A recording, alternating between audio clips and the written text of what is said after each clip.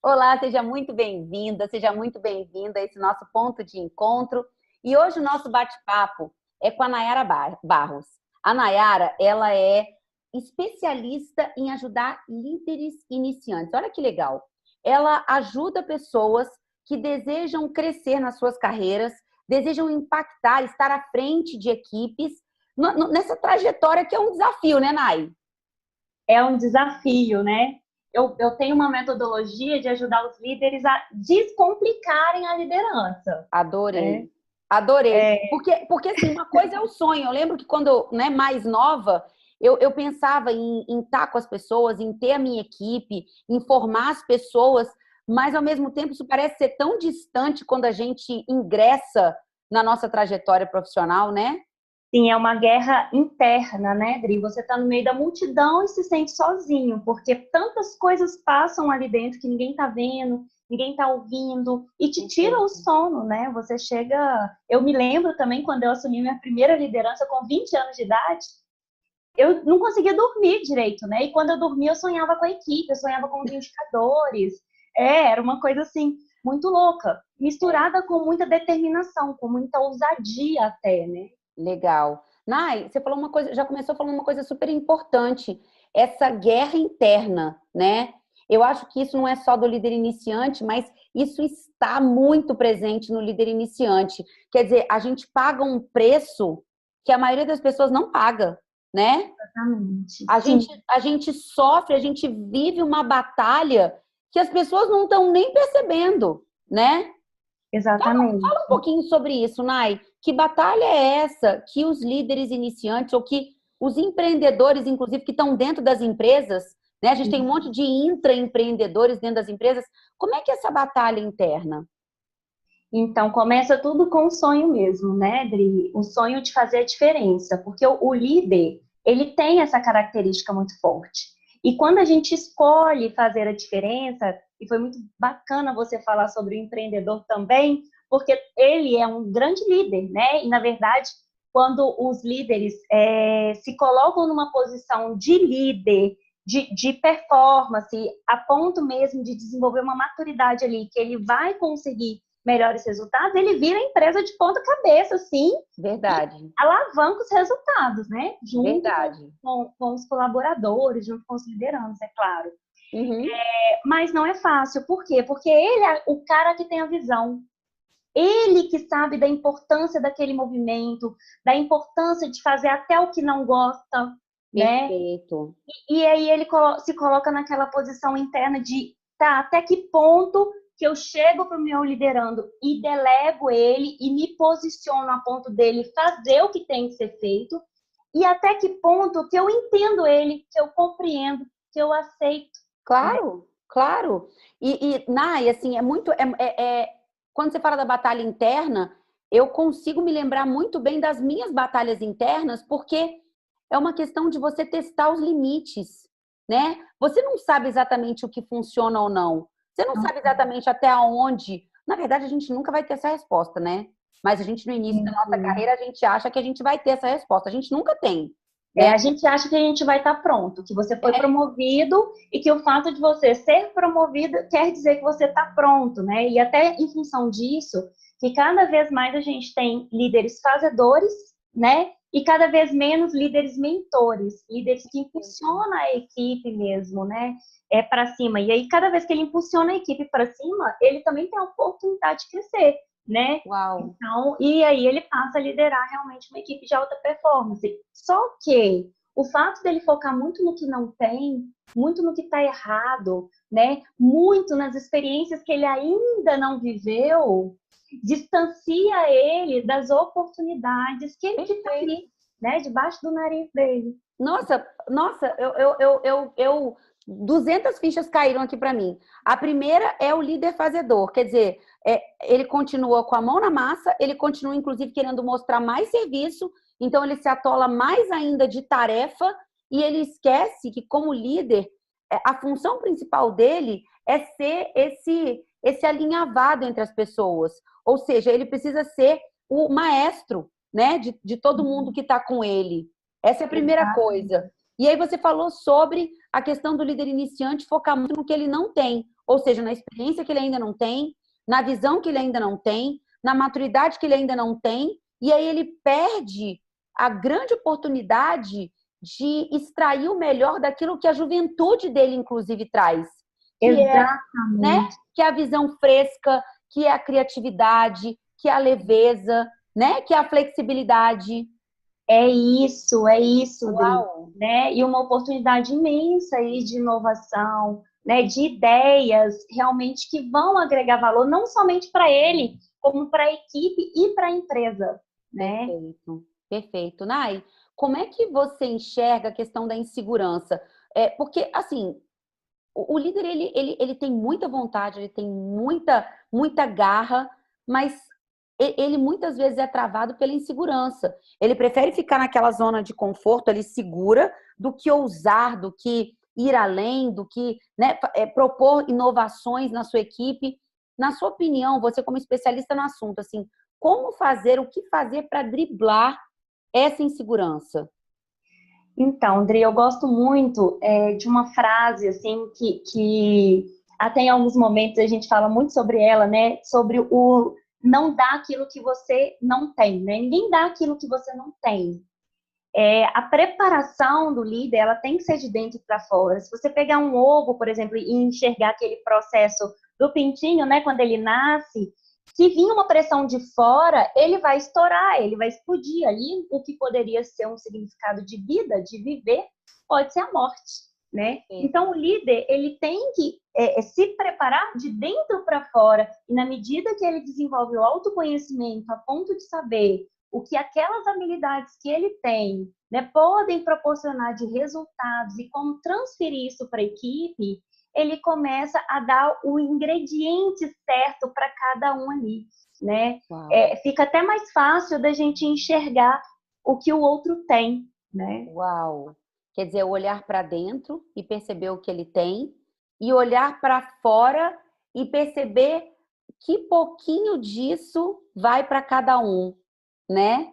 Isso, exatamente. Uau, que lindo! Nossa, que explicação fácil e boa!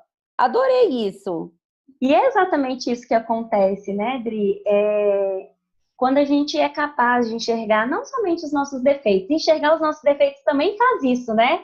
A gente consegue enxergar o que para o outro é dificuldade, é incrível, assim. Verdade. E eu me lembro que o fato de eu ter passado, né, por um processo, primeiro, vivenciar a experiência do que o meu liderando hoje está vivenciando. Então, eu já tinha passado por isso. E aí eu lembrava assim, gente, mas espera aí, quando eu cheguei aqui no meu primeiro dia de empresa, as dificuldades que eu tinha eram outras, e é a que ele está passando. Então, deixa eu dar para ele ali, né, um atalho, um caminho mais fácil, ele não precisa passar por isso. Então, assim, é isso, é esse trabalho de reconhecer sim suas forças, reconhecer também suas fraquezas, não somente aquilo que você tem hoje, como também aquilo que já passou, que é uma história bacana também. Já é um aprendizado, né? Perfeito. O que está na sua história, na sua jornada, né? Que foi o que te fez chegar, né, onde você está. Agora, Nai, você também não enxerga que, assim, líderes iniciantes, por outro lado, de repente tem por essa insegurança a tendência a esconder o jogo? Porque eu vejo um pouco disso. A pessoa que, de repente, tem medo de perder a sua posição. Você falou, por exemplo, de fornecer o atalho. Nossa, o outro não precisa passar pelo que eu passei. Mas será que essa também não é uma característica? A pessoa querer Sim. esconder o jogo? Sim, sim, é um dos principais motivos de sabotadores até, né, Dri? Assim, eu percebo que é uma crença que limita o resultado do líder, limita o resultado da equipe, e uma evidência disso é ele se sentir sozinho, é ele ter Perfeito. aquela crise da solidão, né? E aí que tá, porque a solidão, ela não tem que ser um problema da liderança, muito pelo contrário, né? Você caminhar com segurança na multidão. Nossa, que Porque maravilha! você consegue vislumbrar toda a oportunidade que tem, né? Que não é somente para você, como também para a sua equipe, né? E é claro, gente, não tem como a empresa crescer se os colaboradores não crescerem. E a gente está Perfeito. falando de todas As E todas camadas, né? as camadas, todas as camadas precisam se movimentar. Então, o líder iniciante, que está muito preocupado de perder o seu lugar rapidamente, ele precisa começar a olhar mais para cima, né? Legal. Legal, quer dizer, mudar o foco, ao invés de olhar para baixo e pensar, eu estou inseguro, é olhar para cima e falar o que eu preciso para ir para o próximo nível. Exatamente, né? Um pensamento mais coerente, E né? um pensamento de abundância, de fortalecimento, de prosperidade, não de escassez e limitação. Né? Exatamente. Odri, eu falo assim, né? Se você ficar dirigindo, olhando mais para trás do que para frente, o que que acontece? Nossa, você bate o carro na hora. Nossa, você não anda um quarteirão. E é isso que acontece com a equipe para de gerar resultado, a equipe perde a Legal. velocidade, você perde seus resultados, o líder vai ser substituído. De repente, nem é por alguém que está ali, né? Que é o que acontece, de repente ainda chama a pessoa de fora, porque Nossa! o de dentro não deu certo. E aí é para matar, né? Porque assim, você fica com medo de ter perdido espaço para quem estava embaixo de você e você percebe que você não estava nem competindo com quem estava ali embaixo. As pessoas trouxeram outra pessoa de fora por não você ter sido duplamente incompetente na sua gestão e em preparar quem estava embaixo de você. É Né? isso. Você começou falando, Nai, sobre a questão do líder muitas vezes se sentir sozinho na multidão. E aí essa sua fala me trouxe um sentimento bom de ser uma escolha, você criar vínculos a ponto de você nunca mais precisar estar sozinho. Mas você escolher o dia que, de repente, também você precisa do seu espaço, né? Exatamente, e até porque isso é necessário, né? O líder, ele recebe, sim, demandas, ele recebe muita pressão, muita cobrança, tanto de baixo quanto de cima. Eu falo que o líder, ele realmente é o recheio de sanduíche, não tem jeito, né? E aí, o que que acontece? Ele vai precisar desses momentos, até para ele conseguir entender com clareza o que que de fato está acontecendo e ir distribuindo isso daí com os parceiros que ele tem, sejam parceiros que estão acima, sejam, né, que são mentores, pessoas que podem realmente ajudar ele a desmistificar, né, a clarificar aquela situação. Pessoas que estão lado a lado, que vai dizer para ele, você não está sozinho, não, isso também acontece comigo, vem cá, vamos fazer. Perfeito. Né? E os colaboradores que vão, não, que isso, patrão, né? Não, que isso? Legal. Legal, Nai.